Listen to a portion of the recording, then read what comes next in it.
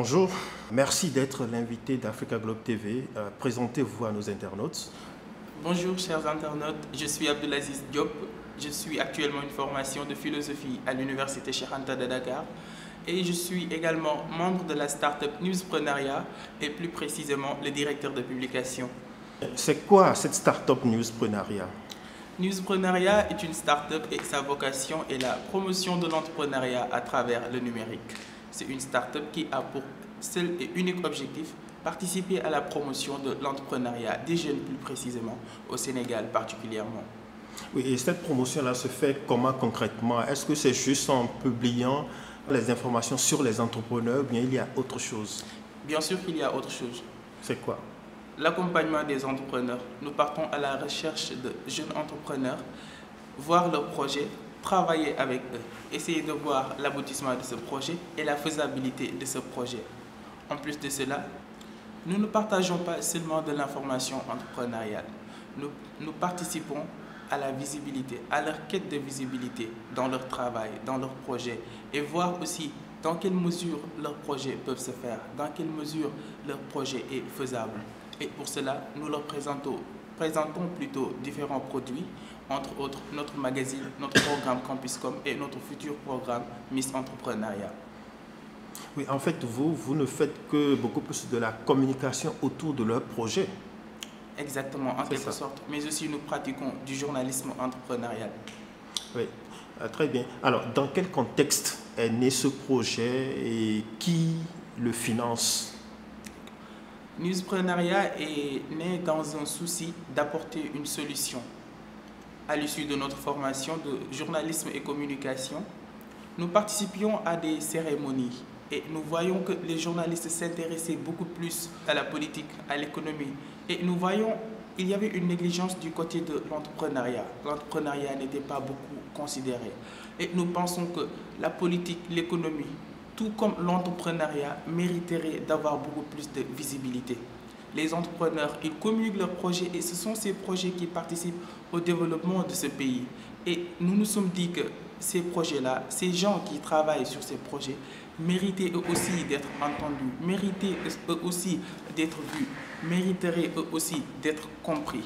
Et pour cela, des amis et moi, nous nous sommes lancés dans ce projet Newspreneuriat et nous participons à la quête de visibilité des entrepreneurs. Oui, la seconde manche de ma question, c'était qui finance ce projet? Comment il est financé?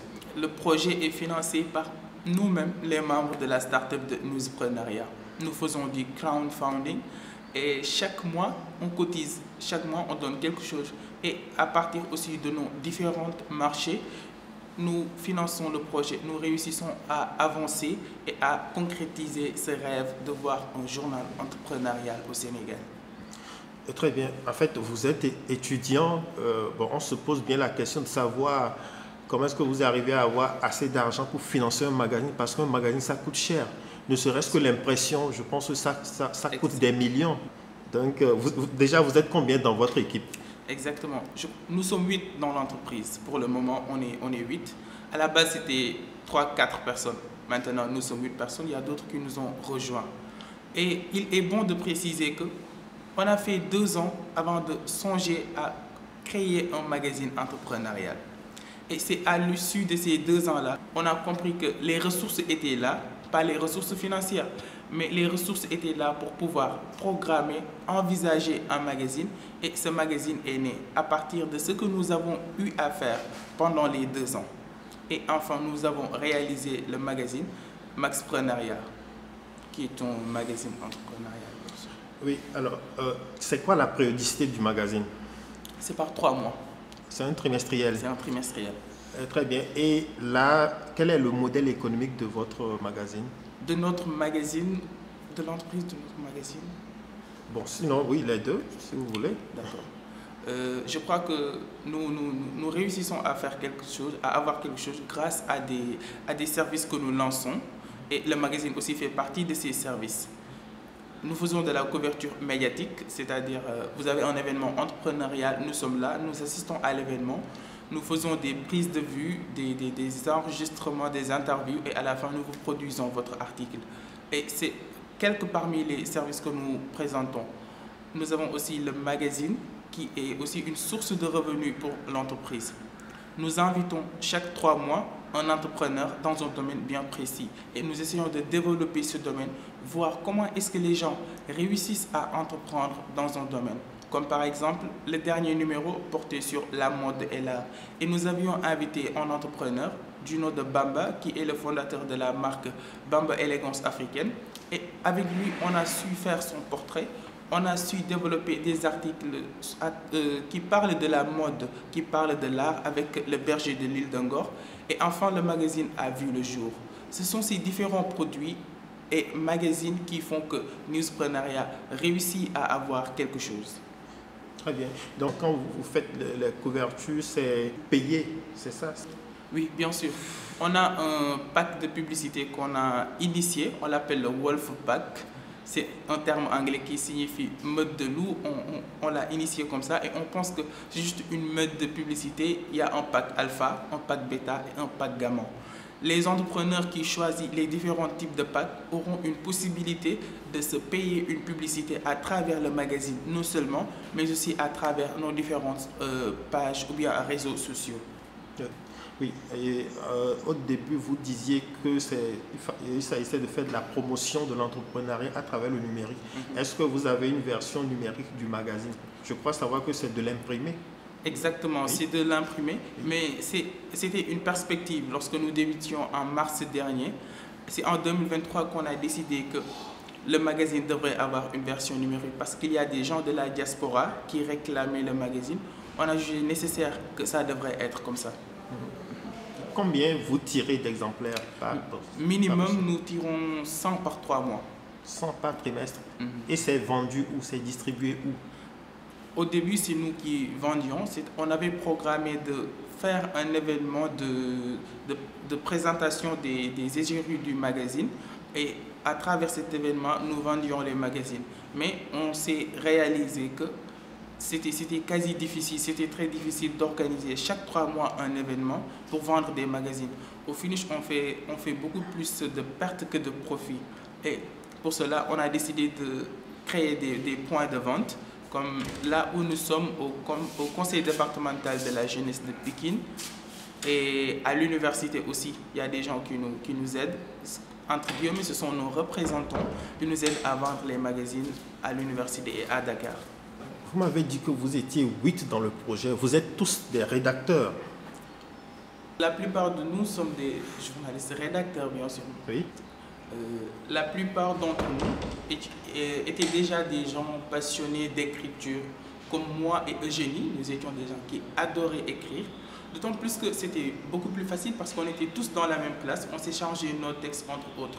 Et en parlant de formation, je parle de la formation de journalisme et communication que nous avons eu à suivre, bien sûr, dans un institut de la place à Dakar. Et c'est grâce à cette formation aussi que nous avons pu allier cette passion de l'écriture au journalisme. Et aujourd'hui, nous pouvons dire que si Newsprenariat a vu le jour, je crois que c'est grâce, j'en suis certain d'ailleurs, que c'est grâce à nos talents d'écriture et la formation que nous avons eu à suivre dans cet institut. Et vous êtes étudiant en philosophie, n'est-ce pas? Oui, je suis parallèlement étudiant en philosophie, en master philosophie, et je travaille sur la philosophie de la communication, l'impact des émotions, le pathos, dans le discours politique, plus précisément. Alors, quelles sont les ambitions de votre start-up? Les ambitions de Newsprenariat, nous voulons faire de Newsprenariat le premier cabinet de journal entrepreneurial ici au Sénégal. Nous voulons que les entrepreneurs se retrouvent dans ce qu'ils font. Bien sûr qu'ils y sont déjà, mais ils sont nombreux à ne pas avoir de visibilité. Ils sont nombreux à faire des merveilles, mais qui n'arrivent pas à voir ces merveilles-là être appréciées dans ce pays. Pourquoi? Parce qu'ils n'ont pas de visibilité. Pourquoi? Parce qu'ils ne peuvent pas se donner les moyens. C'est ainsi que Newsprenariat se projette dans le futur d'aider ces entrepreneurs-là à pouvoir réaliser leurs rêves et voir leur projet être fleuri. Et quels sont vos défis? Les défis. Oui. À Newsprenariat, nous rencontrons beaucoup de problèmes. Et parmi ces problèmes, il y a le problème de financement. C'est pour cela qu'on passe tout notre temps à créer des programmes, histoire de se faire des revenus. C'est pour cela qu'en 2023, nous allons lancer un nouveau programme, Miss Entrepreneuriat. Et à travers cette Ça consiste à quoi? Miss Entrepreneuriat est un programme initié par Newspreneuriat. Nous allons voir des femmes, des jeunes filles plus particulièrement. Et avec ces jeunes filles, on va les former dans l'art du pitch. Ils vont présenter leur projet et à l'issue de leur formation, on va voir quel est le meilleur projet et on va partir à la recherche de financement, voir comment est-ce que ce projet peut être réalisé. Et à travers cette interview, je lance un appel à toute personne charmée par le projet Miss Entrepreneuriat de venir participer à la réalisation de ceci. Alors, est-ce que vous avez des partenariats avec d'autres médias, des médias classiques? Non, pas exactement. D'accord. Nous travaillons. Et votre projet, il existe depuis combien de temps maintenant? Combien d'années? Avec l'année 2023, on est à notre 3e année. D'accord. Je vous remercie. Je ne sais pas si vous avez un dernier mot, c'est la fin de cet entretien. Je crois que je vais quitter cet entretien en disant merci à Africa Globe TV. Merci aussi à tous les gens avec qui je travaille à Newspreneuriat, de Eugénie jusqu'à tout le monde, jusqu'à moi. Et vous dire que c'est pas facile. C'est pas facile de voir son projet être réalisé. Newspreneuriat, c'est notre bébé et c'est le bébé de tout le monde, de toute personne soutenant Newspreneuriat. Nous avons remarqué que nous avons pu créer une communauté sur Facebook. Cela laisse sous-entendre qu'il y a beaucoup de gens qui apprécient le projet. Et nous avons très rarement l'occasion de vous remercier. Et je vous dis merci. Et à toute personne charmée par cette innovation de Newspreneuriat, je vous lance un appel à venir soutenir le projet, à venir participer à la quête de visibilité des entrepreneurs de ce pays. Merci. Merci beaucoup.